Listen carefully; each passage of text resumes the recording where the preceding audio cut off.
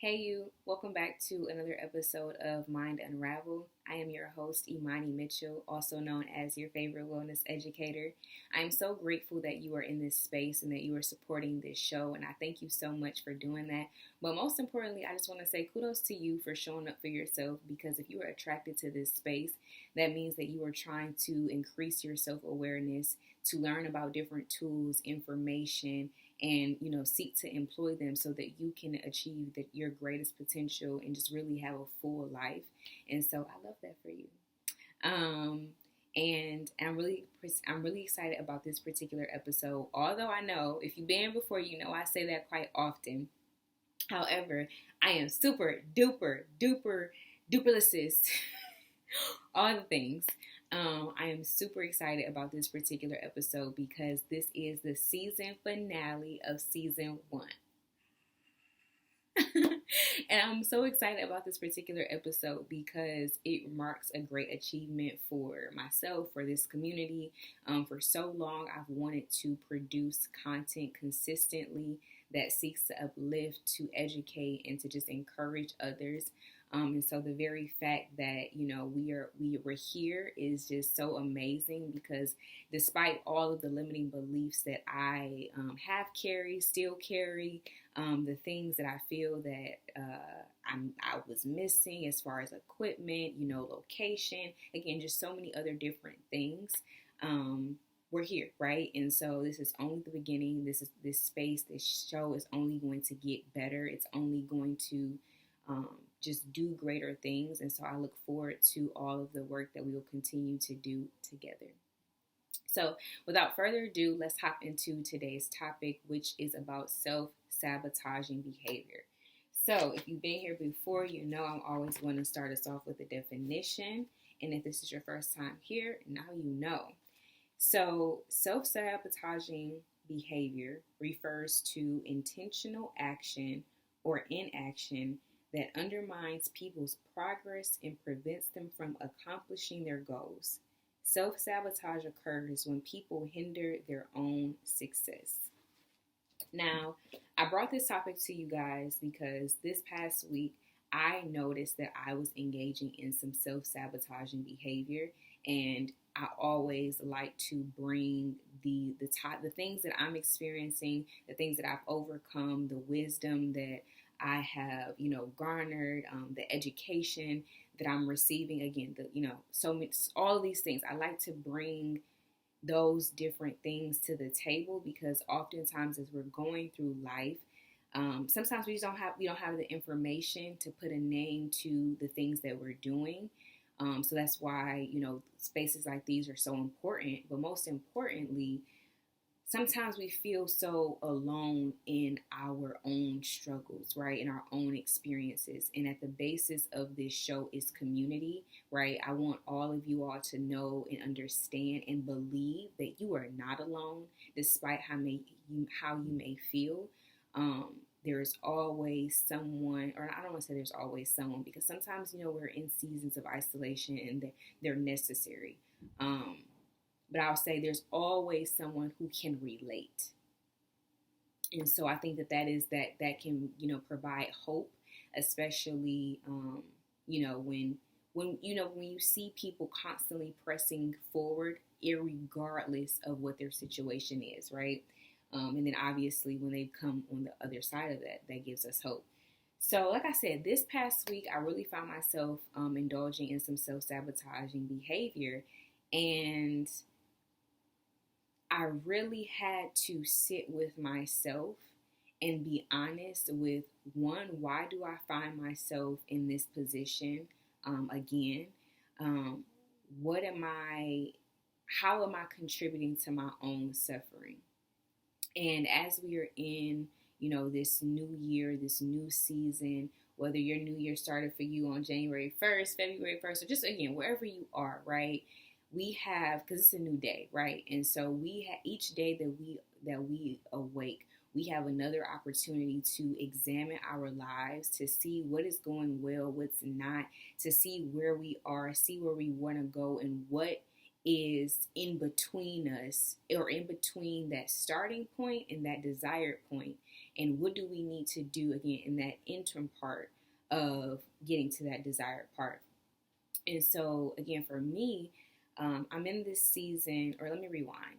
I am someone who is very spiritual. I look within, I look to God for, the answers for the direction of my life, because I found for me that is what has provided me the most beautiful and unexplainable blessings. And so that is where I look to. That's my source.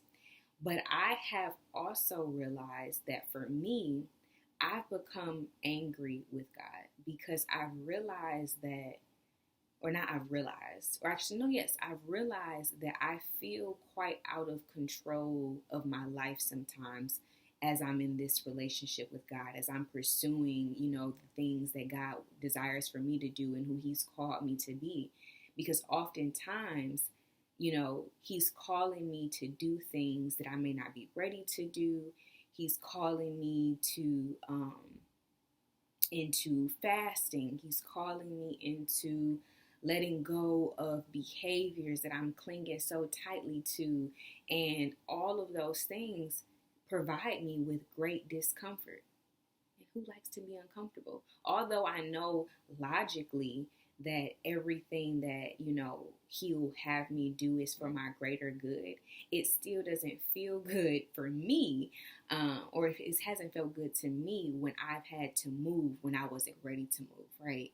And so because of that, because of this feeling of not being in control of my life, I started to become very angry with God.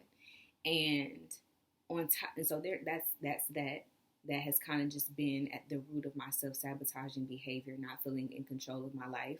But then also, sometimes I heavily contemplate all of the bad things that can happen, right, to us in this journey of life.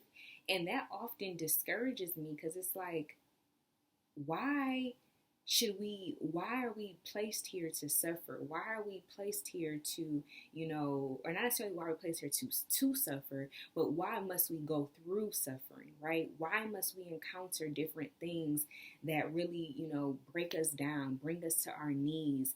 And why must we have these experiences, right? Which, again, logically, I understand it's all meant to strengthen us, right? But that's a different topic for another day. But again, at the basis of those, or because of those different things, I found myself just either very anxious about the future, upset about all of the things that could happen, and then at the same time feeling out of control.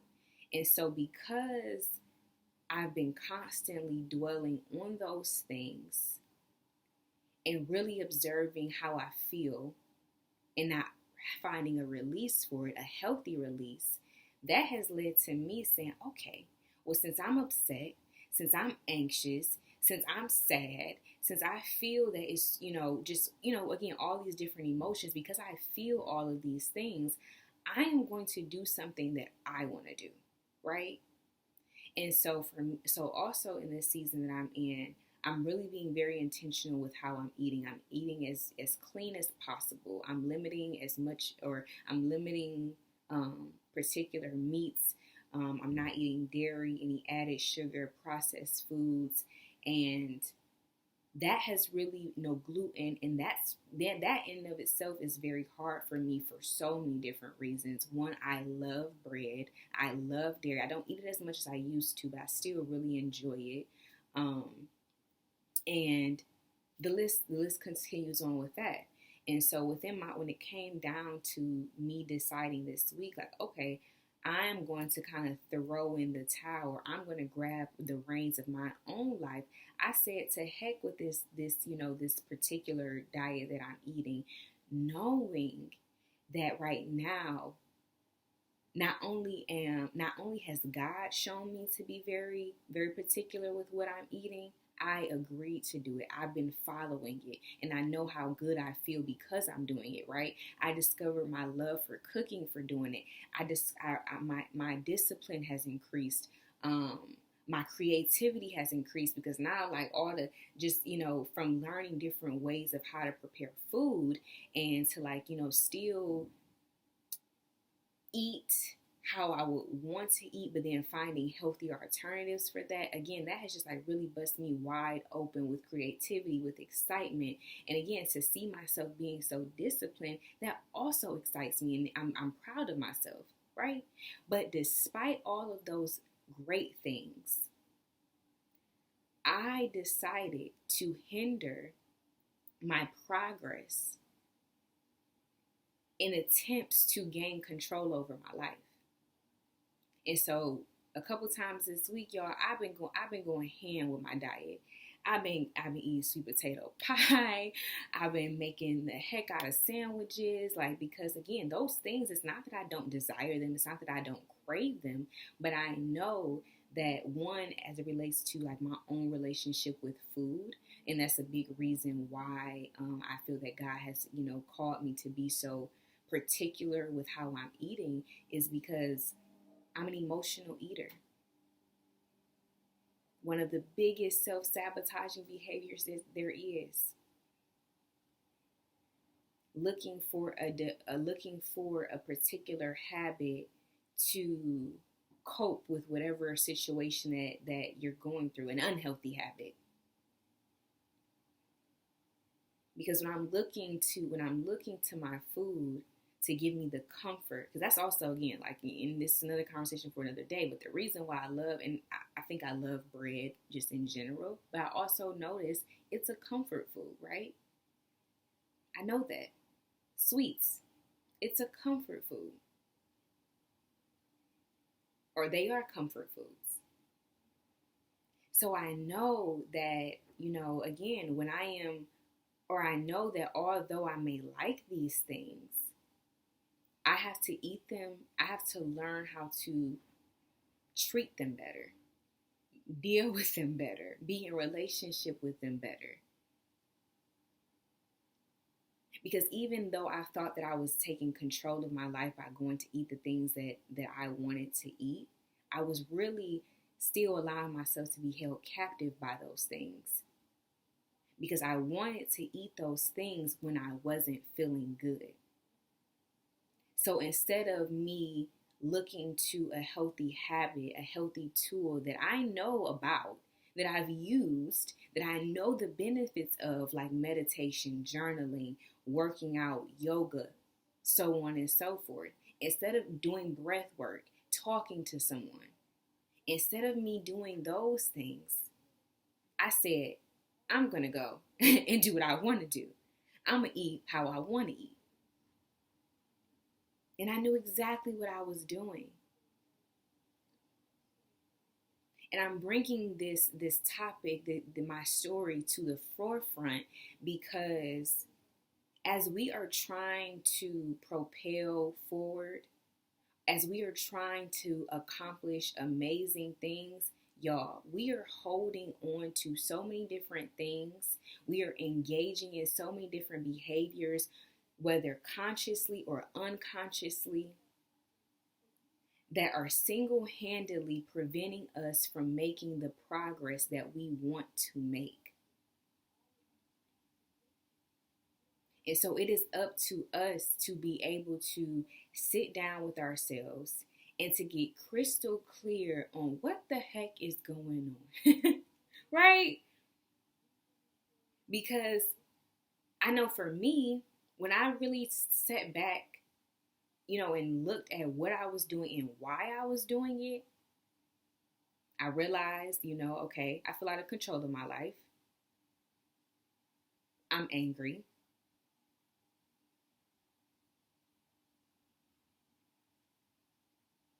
I forgot the other things that I wrote down that I really kind of came to understand, but I also realized, okay, I still have moments where I'm not dealing with my emotions well. I still need to do some work with shifting my mindset because, like I mentioned, I focused so much on all of the bad things that can happen, that will happen. Because an example of that is that, loved ones. They're going to pass. And that's a hard concept sometimes for me to grapple with. But it's like, why? And as it relates to the mindset, and it relates to particularly around like, death with your family members, your loved ones, and things of that sort, why would I invest so much of my energy, my time, and my thoughts into thinking about an undesired outcome as opposed to using all of that energy, all of that time, all of my resources in loving on my people while they're here, while I'm here? Spending time with them, connecting with them, learning more about them, having more experiences with them.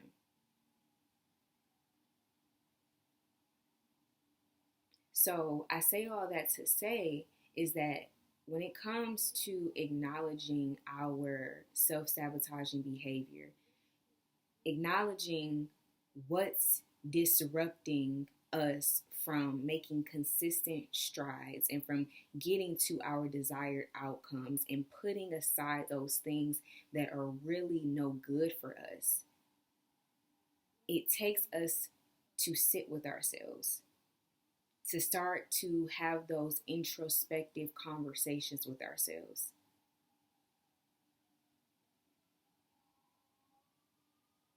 And to be honest, sometimes the information that we need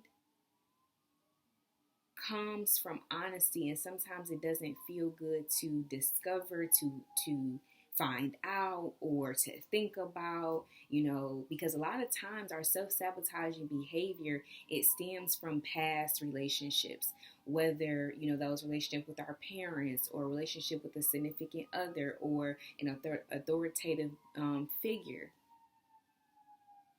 Or it's just become, or our self-sabotaging behavior is just one of the default coping mechanisms that we have adopted. For me, emotional eating. And so once we start to have these conversations, and we do it with honesty, and we do it with love, because that's another thing. We can't meet ourselves with judgment, because that really keeps us so much, it keeps us further away from doing the things and taking the necessary steps to accomplish and to get where we want to be. Because for me, for so long, and I even have these moments still to this day, but I'm so much better with it. But for the longest time, I will always say I had a fixed mindset. I felt like, okay, this is not going to change because I'm not changing, because I don't feel motivated enough, because I'm not disciplined enough, because I'm not doing blah, blah, blah, blah, blah, right? And so in order to rewrite that narrative, if that's something that you have shared, we got to start with our minds. Because here's the beautiful thing about it, and I thought about this the other day, because I definitely have had moments of having a very fixed mindset, like I mentioned. Just as we have programmed ourselves to think that things will be one way forever, we can also reprogram ourselves to understand that things, not only will they change, but they can change, especially as it pertains to the things that we're in control of, which is how we think, which is the thoughts that we think, which is the actions that we take. We have that capability. It just takes us taking one step after the other. And before you know it, you have taken 300 steps. And maybe when it's time to take 301, you may slip. You may realize that, that limiting belief that you've carried, that default coping mechanism is still lingering in the midst. You may. And you may fall, and you may give in to, again, that self-sabotaging behavior. But here's the beautiful part even about that, is that when we take the time and we have that level of introspection and we look back, right? We see, okay, yes, I slipped, I fell today. But all of those days beforehand that I didn't, each one of those things is a moment of success. And that's a beautiful thing, or that's important to really hone in on, is celebrating how far we've come. Even those very initial steps of seeking the information is a step of sitting with ourselves, journaling with ourselves, meditating, speaking to a loved one, speaking to a therapist. All of those things are steps. We're not going to always get it right, and that is okay. However, we do have the ability to keep pressing forward, to keep going.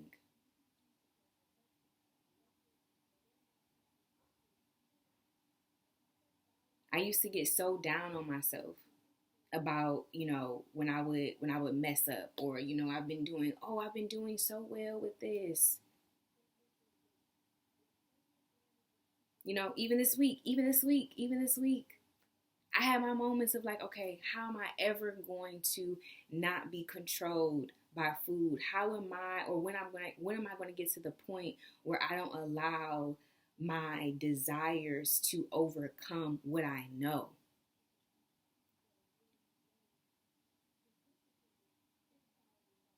But I also have to understand that if I cling so hard to judging myself and whatever, I'm going to stay there.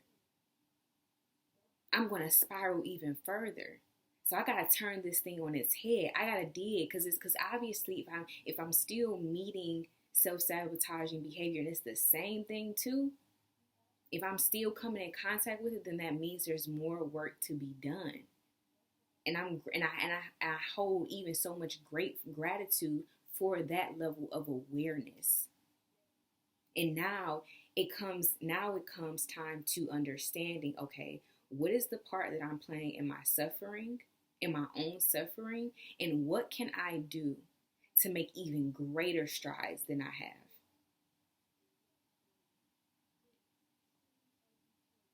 And so I encourage you all today to begin to sit with yourselves a little bit more, and again, to see where you are, see your desired outcome, and see what may have played a part in you hindering your progress.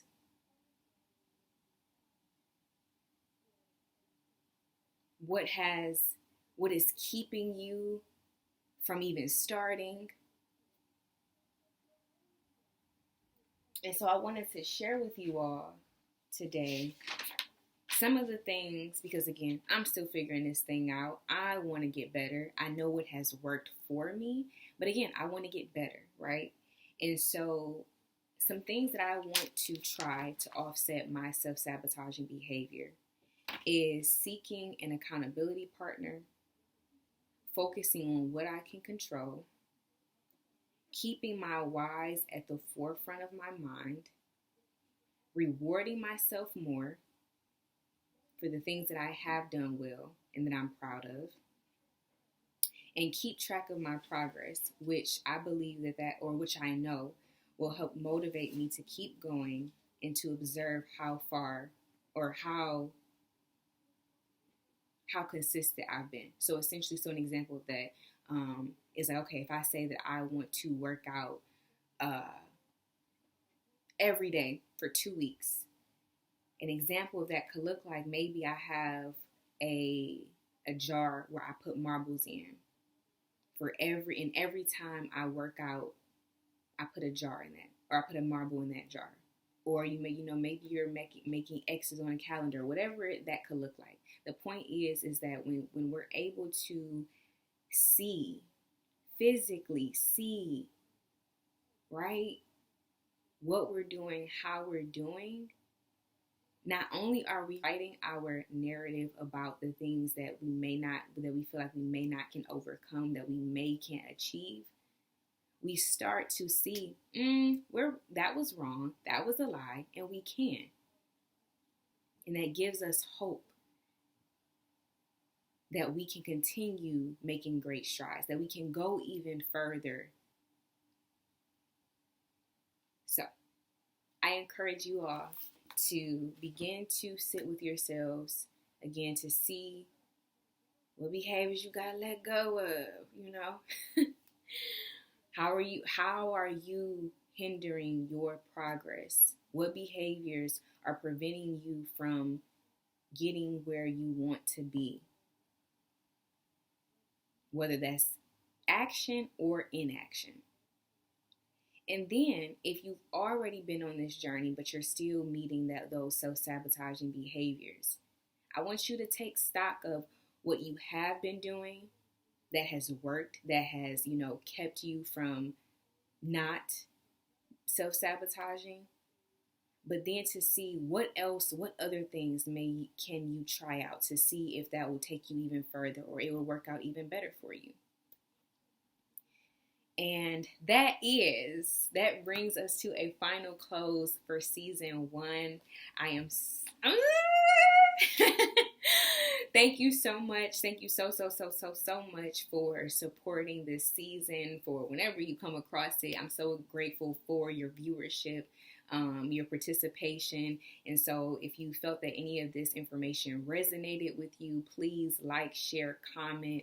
And if you if you desire to hear more from me, hear more from the people that are building in this community, please subscribe for more. And also, if you got something to say, drop it down in the comments, right? With love and respect.